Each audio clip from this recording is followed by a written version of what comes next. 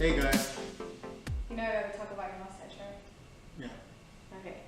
To those of you that haven't seen my previous video, well, on my channel, because this video is going on both channels. What do you guys think of his Hulk Hogan mustache? Yeah, it's What are coming. you gonna do, brother? It's coming off. Like, I'm trying to get him to take it off. I'm not taking it off. I think I'm gonna keep it on for a whole month to honor Hulk Hogan, because Hulk Hogan, he did what the parents of the late 80s, early 90s couldn't do. He got kids to take their vitamins and say their prayers. Alright, to those of you who watched my previous video, you heard this story already. This is my second time hearing it.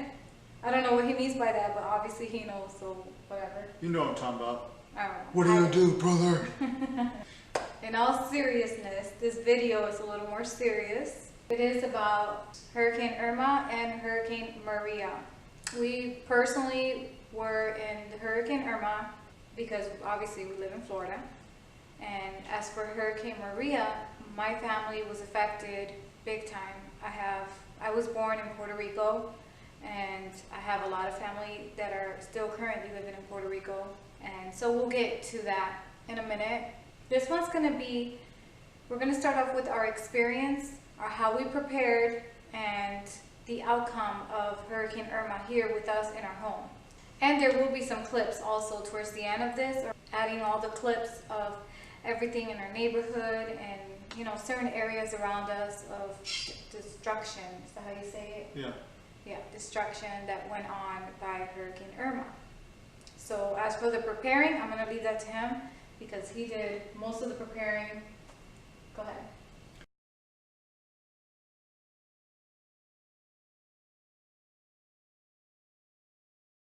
So basically what you do when a hurricane's coming your way and you know it's gonna be you're gonna get hit. So if you have a refrigerator that dispenses ice, you wanna go to the store, the Ziploc bags, gallon size, and you wanna just start filling them up, because there ain't gonna be ice anywhere.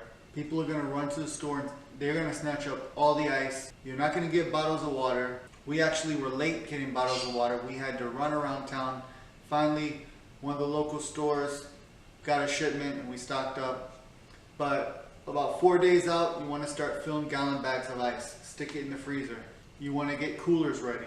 As for the water, it took us, I don't know how many days to collect just 6 cases of water. That's all we were able to find, a total of 6 cases. Yeah. Most of the stores are going to limit you to 1 or 2 cases so that everyone has at least a case of water. So in order to get, you're supposed to have at least 1 case per person per 3-4 days. So we didn't know how long we were going to be without electricity. Luckily, we were only without electricity for pretty much a day. Yeah, well, from one night to the other, about 12 hours total, something like that. It wasn't too bad for us, but we got lucky because there's places that still don't have power right now here in Florida. Yeah. And we're already a week and a half. Something like that. Something like that past when it hit. Other things that you need to do is all the trees on your property, you need to just cut down the limbs. If, let's say the winds are going to be about 155, 160, like Irma was when it hit Florida, if you weigh 155 pounds and you hang on the limb and the limb breaks off, that limb is probably going to go through your window. So cut off all the small limbs on your trees. We have a chicken coop outside, which did survive the hurricane. He built it really good and strong. It has survived 2 hurricanes, Matthew, which was a 5, and Irma, which was a 5. But just in case, I put anchors into the ground and I used ratchet straps to strap it down. Me personally, I'm not the type of person that will board up the windows. But because she was freaking out, I ended up boarding up the windows the night before the hurricane hit, which is not always a good idea, but I did it. We have a big glass sliding door also that goes into our backyard. He boarded up that as well. Yeah. Because our backyard, there's a lot of woods, and if a tree comes flying this way, it's gonna go through that door, and that won't be good. Luckily, I had spare wood, but about 3 days before the hurricane, people will stock up on wood and you will not find any wood at Home Depot. Yeah, it was Lowe's, all anything. empty. It'll all be gone. Other than that, you want to go to the store and you want to get food, peanut butter, chips, salsa, Canned goods. Literally, when we went Juice, Gatorade. when we went to the store, there was barely anything left. It literally looked like the store was going out of business. Yeah, it was pretty crazy. Also, you want to fill up your tubs with water in case the water goes, you can flush your toilets. We do have a stand-up shower, so even though both tubs were full, if we needed to shower, we would use the tub water in our stand-up shower. Obviously, bleach the tubs before you fill them up and clean them, so that way it's clean. We personally do not have a generator, but it is a good idea to have a generator because if you are without power for 2-3 days, a week, you're gonna need electricity for something. I mean, it's always good to have. Keep your food cold in the fridge. But one thing I want to say about generators, look into the safety. We did have a lot of lost lives. A lot of people passed away because of incorrect use of generators. They were putting them inside their homes, causing Carbon monoxide poisoning. Yeah. It's odorless and The poisoning, the Yeah. carbon monoxide. you can't smell it, nothing. You cannot see it. It's in the air and it makes you tired. You fall asleep and you will never wake up. It's scary, so keep that in mind if you are interested in purchasing one. As for our vehicles, he decided to park them sideways, and why was that? In front of our garage. We parked it one in front of the garage and one in front of our main window on the front of the house. This way, if any debris was flying, it would hit our cars and not bust through the window. That window he did not board up. And the reason why we put it in front of the garage is because that's actually where we kept our chickens in a cage. That's another thing. Bring in your outside pets. Do not Oh, yeah. leave them outside. Do not leave your pets outside because they will be gone. Now, for people that have no choice, I was told that like if you have like let's say hundreds of chickens or horses or something, don't tie them because God forbid if there's a flood, they need to be able to get away and seek shelter. If you tie them or keep them locked in, they're gonna drown, which is not a good way to die. Actually, I did have a friend who has over 200 chickens, and unfortunately, they were all passed away from flooding. They had no way to get out of the coop, and the coop ended up filling up with water. They couldn't get out. That's really, really heartbreaking. I wish that he had told them that what his plans were. We would have told him not to lock them up. Yeah. Also, you want to make sure you have a lot of batteries for flashlights, stock up on candles, but do not leave candles lit in other parts of the house and leave it unattended. Only light a candle in the room that you're in and you're awake. You don't want to fall asleep, leave that on because that's a fire hazard. We did have a lot of flashlights, and the flashlights we used were semi-tactical flashlights, so they use an 18650 battery, which is rechargeable. The 18650 batteries are a little bit larger than a AA. They last 5, 6, 7 times as long as a AA battery, and they're rechargeable. If it came down to it and we used the whole battery, we would be able to recharge that battery in our car or off of a generator. And the reason why you need flashlights is because if you're without power at night, you don't want to trip over something because you can get hurt. Rescue crews are not going to be out. Also, if you have a pool and you have a lot of outdoor furniture, the best thing is to just throw it in the pool because the wind is not going to pull it out of the water. That's the best thing to do with it because moving all your outdoor furniture in your house, and I know it can be a hassle. The easiest thing is just throw it in the pool. Okay guys, so we covered the preparation for hurricane. Now we're going to go over our experience with the Hurricane Irma. When it first started, it was, obviously it starts getting windy, raining, starts to get really loud. At one point, we heard what sounded like a tornado, but prior to that, there was tornado warnings in our area. So my parents live about 5 to 10 minutes down the street, and they did have one go through their city, so we assume it's the same one that came through here because, go ahead and... We lost our fence. The back fence was totally laid down. All the grass going up to the back fence was completely flat. Like something came through there. Like just flat. The back fence, and on that side of the house, we lost a lot of shingles. There is like a crack in the roof, right? Yeah. Right at one of the peaks, it ripped off all the shingles, and the paper underneath the shingles was actually cracked. So the wind was that strong. We lost 3 trees basically in that side. One is a huge, what is that called? Chinese plum? Chinese plum tree. It's huge, and that thing was like laying, like you could see the roots ripping out from underneath the ground. The 2 papaya trees we lost. Yeah. We lost a gandula tree. Gandula tree, green peppers. 2 green pepper plants. So we do believe that was the tornado sound that because I was like, wow, that has to be a tornado, because I've been in a lot of hurricanes and that was a different sound. Sorry guys, the camera cut out. Anyways, so I'm gonna continue where I was. So yeah, that definitely had to be a tornado, because it all of a sudden got really, really loud. There was like, I felt pressure, like my ears like felt like, kind of like when you're in an airplane. And like I said, the noise was just crazy, and the house was vibrating. So at that point, we all, sorry, I'm just double checking, making sure. At that point, we all just looked at each other and said, let's go to the bathroom. We all went into our bathrooms, their master bathroom. We have no windows in that bathroom. So we all went in there because obviously for the reason I just said, no windows. And our toilet area, it actually is a separate room inside the bathroom. So it has another additional door for our protection. So that's why we chose that room. I lived in Florida my whole life. I've been through at least 10 or 11 hurricanes, and I would say that Irma was one of the worst, if not the worst. It's right up there with Charlie, which Charlie was really bad, Cat 5. Yeah, I was here for Charlie as well, and that wasn't, I mean, I was scared, but not like Irma. Like this one, that was scary. Is that what you wanted to say? Yeah, that's pretty much what I wanted to say. It was up there. It was one of the worst that I've experienced. Yeah, I was just terrified. I was looking at the time, like, when is this gonna end? Like, the whole worst part of it lasted, like, how many hours?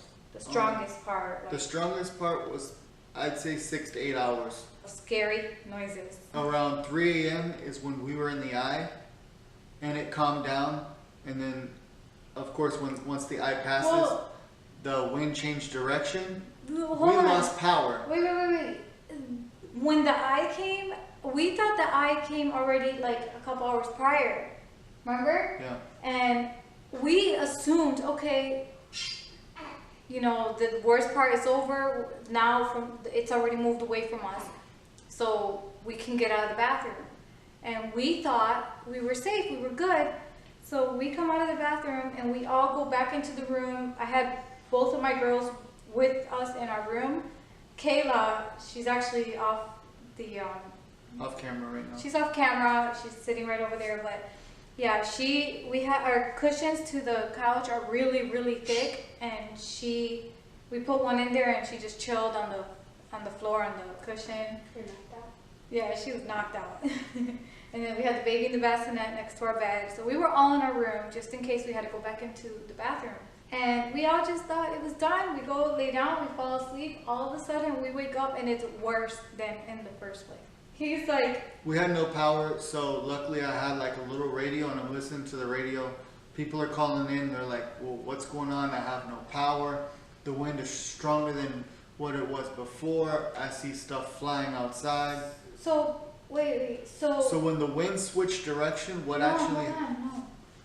Even the news like thought we were out of the worst of it. They thought the eye already went through, but something happened where I guess it had stalled, the hurricane switched direct. Something happened and it actually wasn't over, and everyone's all confused calling in like he was saying. When we were in the right front quadrant of the hurricane, the wind was going west. Well, once the wind switched direction and was going east, everything that was blown west loosened up. So when it turned east, you have nothing but tree branches and everything flying past your house the opposite way. And the wind, the trees that had already been knocked down, now that wind that was being blocked by trees is no longer blocked. So you have twice as much wind hitting the house. And whistling and all types of stuff. Yeah, it was super scary. So we basically already told you guys about the destruction to our house. So it did damage our roof, our fence was knocked down, the trees were gone. What else was it? So when we lost power, all three of our cell phones didn't work. So we had no way to contact our family. And there was a curfew, so we couldn't even go out into the streets. It was crazy. So for hours, we didn't know if our family was okay because the tornado went through my parents' town, which is, like I said, 5 to 10 minutes down the road. A tornado went through there. And so we had no idea if they were okay or not. So, and then my phone, for some reason, was receiving text messages, but not phone calls. And I couldn't make phone calls, and my text messages wouldn't go out. So everybody was asking us, going crazy, like, are you guys okay? What's going on? But we had no way to respond. But then my parents and my oldest daughter, who was with my parents, I hadn't heard from them, and so we didn't know. So finally, after the curfew was, we thought the curfew was lifted, but it wasn't. Yeah. So we were on the road when we were supposed to be. Thank God we didn't get locked up. Yeah. But once we got there, they were okay, thank God. But they lost their fence even worse, like all of it. The tornado definitely went through there. Their fence was completely gone. I mean, there was so much more damage over there compared to here. But the important thing is that everybody was okay over there. On the way there, right here coming out of our neighborhood, there's a business there. I'm not gonna say what it is, because you guys will research it and find out where we live. I'm just kidding. But anyways, there's a business there, and that whole area was flooded. Like, there's things outside, and the water level was pretty high. Like, it really flooded.